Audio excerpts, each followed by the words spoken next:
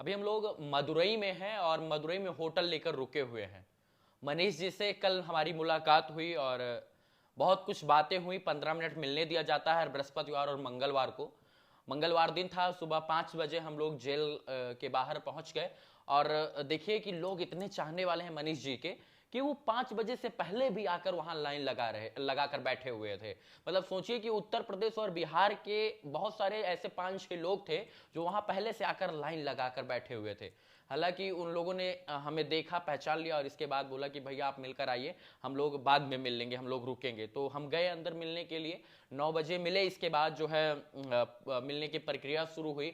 मनीष जी को बुलाया गया। जो है सबसे बड़ी बात यह है कि हम चाहते हुए भी मनीष जी को छू नहीं पा रहे थे। डिस्टेंस था, मतलब हम यहाँ खड़े हैं तो मतलब 2 मीटर दूर मनीष कश्यप जी जो है इंटरकॉम के जरिए, यानी मतलब इंटरकॉम फोन के जरिए जो है बात कर रहे थे।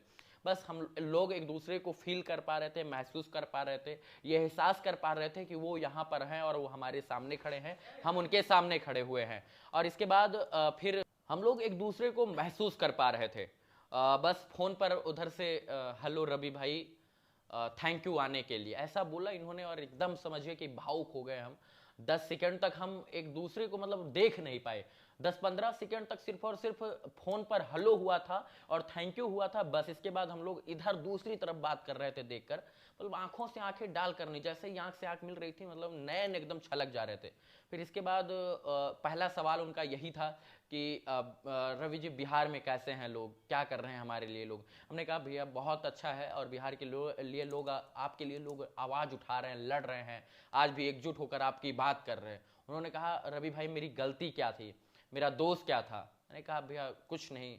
तो उन्होंने कहा फिर भी मुझे ऐसी सज़ा क्यों मिल रही है, मैं काला पानी की सज़ा काट रहा हूँ, अपने राज्य से बाहर हूँ, मुझे कब बिहार ले जाया जाएगा।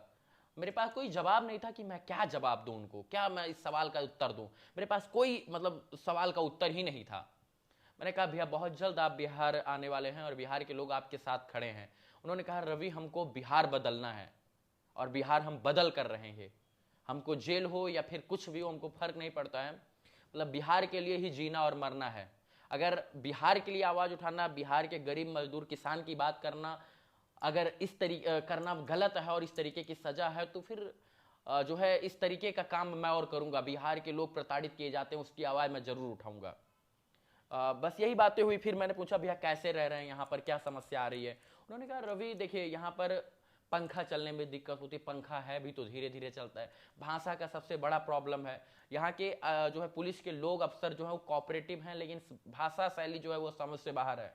और खाने के नाम पर सिर्फ और सिर्फ यहाँ पर मजाक है, मतलब हम लोग दाल चावल खाते हैं, रोटी सब्जी खाते हैं, यहाँ पर सांभर चावल देते हैं। सबसे बड़ी बात, जैसे ही मिले हम, उन्होंने कुटिल मुस्कान दी। कुटिल मुस्कान मतलब उनके चेहरे पर एक मुस्कुराहट थी। बस वो अपने गम को छुपाना चाहते थे, वो दिखाना चाहते थे कि हम यहाँ खुश हैं। लेकिन हम मनीष जी के साथ में ना रहे हैं ज़्यादा देर, हम मनीष जी के साथ करीब से समय बिताए हैं।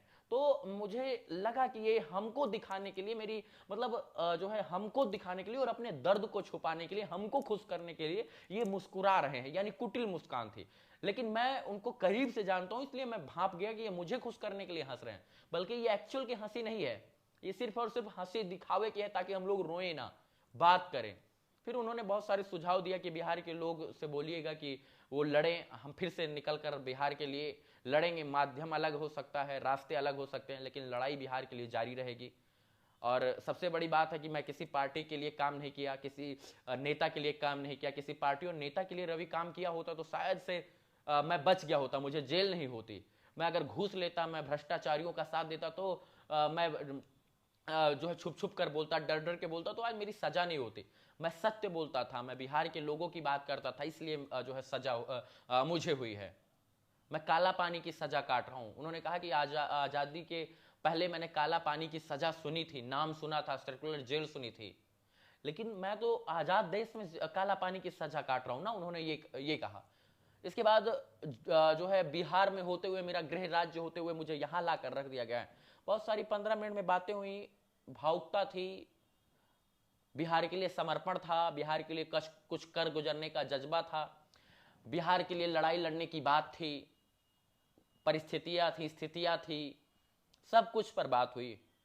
बहुत चीजें ऐसी हैं जो मैं आपसे नहीं बता सकता हूँ। भावुकता के साथ उन्होंने बोला कि रवि जी, सबसे बड़ा चीज तो ये था, वो जो मुस्कुराहट थी उसको लगा कि ये सचमुच की मुस्कान नहीं है, क्योंकि मैंने मनीष कश्यप को हंसते और मुस्कुराते देखा है।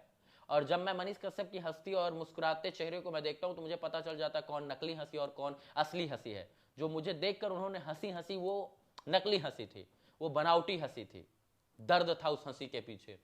और मनीष कश्यप जो बिहार के लाल हैं, वो पूरे बिहार के लिए लड़ाई लड़े हैं। आज हम बिहारियों का, हम उत्तर प्रदेश वासियों का, हम पूरे देशवासियों का दायित्व तो बनता है कि इस दुख की घड़ी में बिहार के इस लाल के साथ यानी मनीष कश्यप के साथ खड़े रहें।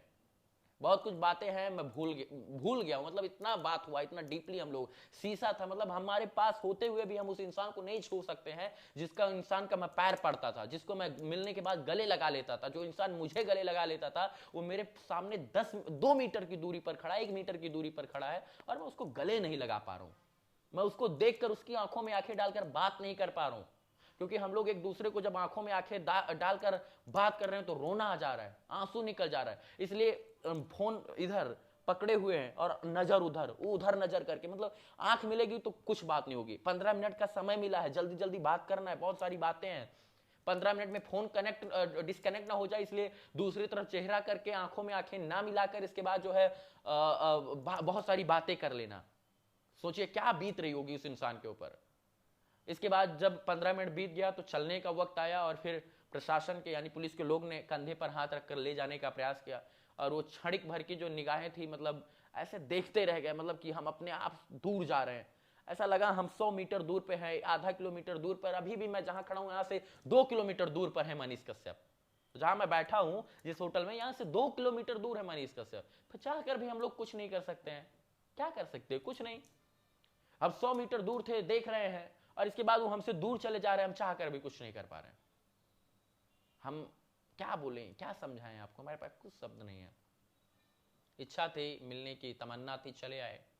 उम्मीद है कि आप लोग साथ में रहकर साथ निभाएंगे उनका। मरते दम तक बिहार के लिए उन्होंने लड़ाई लड़ने की जो कसम खाई है। उन्होंने जाने के बाद ये नहीं पूछा कि भाई मेरा भाई कैसा है, मेरी माँ कैसी है, मेरे बाप कैसा है, मेरे बहन कैसी है, मेरा कोई किसी के बारे में उन्होंने नहीं पूछा। उन्होंने पूछा बिहार में क्या चल रहा है, बिहार के लोग क्या सोच रहे हैं, बिहार के लोग बिहार को बदलना चाहते हैं कि नहीं बदलना चाहते हैं। उन्होंने ये बात कही। मतलब माँ भाई बहन और क्या लाए हो क्या नहीं, क्या पहनना है, क्या खाना है, क्या पीना है, क्या, ये सब कोई बात नहीं। 15 मिनट की बातचीत में 13 मिनट तो सिर्फ और सिर्फ बिहार पे चर्चा हुई कि बिहार को बेहतर कैसे बनाया जा सकता है, बिहार का डेवलप कैसे किया जा सकता है। हम लोग मतलब बिछड़ जब रहे थे तो ऐसा लग रहा था कि मतलब मान लो 3000 किलोमीटर दूर हैं, मतलब 1 किलोमीटर दूर, 100 मीटर दूर इंसान, और फिर भी हम महसूस कर रहे हैं कि 3000 और 2500 किलोमीटर दूर है। वो बिहार से 3000 किलोमीटर दूर मदुरई की जेल में बंद है, सेंट्रल जेल में। यहां से 250-300 किलोमीटर कन्याकुमारी है, 150 किलोमीटर 180 किलोमीटर जो है रामेश्वरम है। बताइए कहां पर है? भारत का एक अंतिम छोर है। यहां से लगभग 350-400 किलोमीटर हमको लगता है श्रीलंका होगा बस। चलिए इस दुख की घड़ी में आप लोग साथ दीजिए। मनीष कश्यप जी जब जेल से निकले तो उनके लिए खड़े रहिए, और इसके बाद उनके साथ अभी भी दुआएं कीजिए। बाकी धन्यवाद, जय हिंद।